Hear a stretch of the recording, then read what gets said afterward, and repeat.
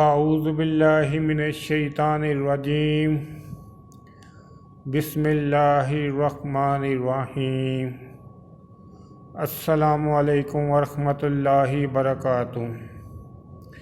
سچی زبان اور صاف دل۔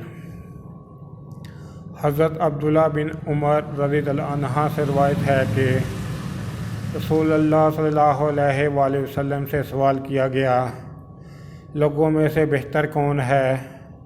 آپ صلی اللہ علیہ وآلہ وسلم نے فرمایا، صاف دل اور سچی زبان والا۔ صحابہ نے عرض کیا، زبان کے سچے کو تو ہم سمجھتے ہیں، صاف دل والے سے کیا مراد ہے؟